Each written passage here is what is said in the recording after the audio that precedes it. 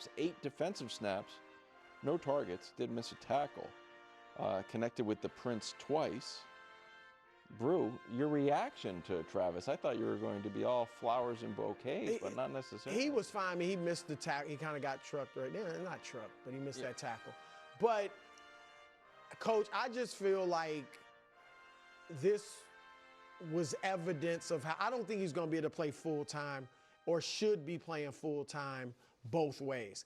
Full-time one way, situationally on the other side of the ball. First, he's a small guy, and I get it, cornerbacks are small, but I think teams are going to go at him too, because you know he's playing the whole game, or he's trying to. So I think teams will run at him. I think players will try to not hurt him, but run him over or burn him, wear him down. And I think, like, that game, I get it, it's preseason, but he wasn't, there was like, oh, Travis Hunter is out there. Like, he made no imprint on the game. And I think that if he plays both ways full time, it could be a lot of that. He'll have his plays, no question, but I think it'll be a lot of, oh, Travis Hunter, okay, yeah, he's okay. Whereas I think if he focuses on one side of the ball and then is situational on the other, I think he can be a star.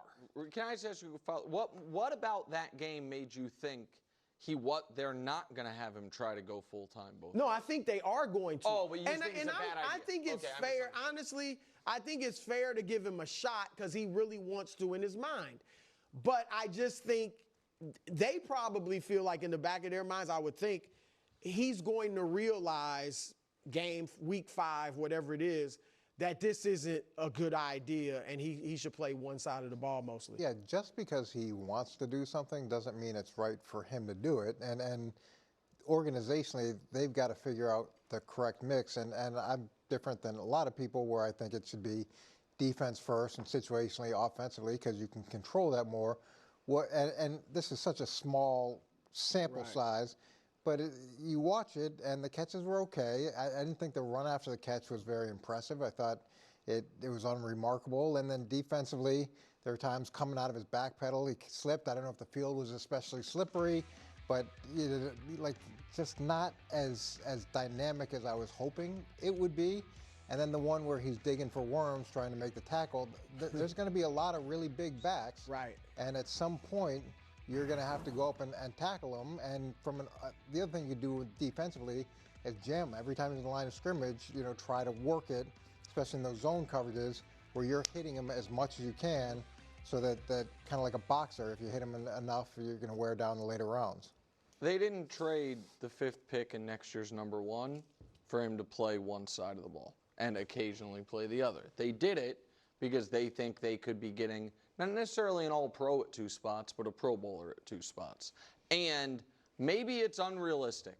I think kind of everything he's done so far is unrealistic. I think being the #1, and I don't want to be flowery about it, but being the #1 player in the country in high school and going to an HBCU was considered insane at the time. You know what I mean? Then stepping up to Colorado competition and being the best receiver and the best corner on a legitimate team. You know what I mean? Colorado last year they weren't a championship level team, but they were a legitimate back half of the top 25 team for most of the year, was considered impossible. And the Jags, I really like that he's with the Jags, not because they have the Prince and I root for him, but because if he had gone to a team that it was like, well, there's too much value in we have to take him. Let's say the Patriots drafted what, at 4? Yeah. The Patriots were 3 or 4. had the 4th pick. Let's say he was there. And Will Campbell had gone 3. If it went Cam, Abdul Carter, Will Campbell was the draft. And the Patriots are like, well, I mean, geez, this is a #1 player on a lot of teams' boards. We have to take him. That team wouldn't necessarily feel like we wouldn't have the proof that they believe he's as special as we know the Jags do. The Jags believe he can be a franchise-changing player and are going to, you know what I mean? You don't trade the 5th pick and an unprotected, I know all picks in the NFL are unprotected, but a future one if you don't. And I think he can do it. I think playing 20 snaps in his first preseason game is a good first step, actually. It'll be interesting to see who he matches up against. When he's looking at, is he matching up against number one guys?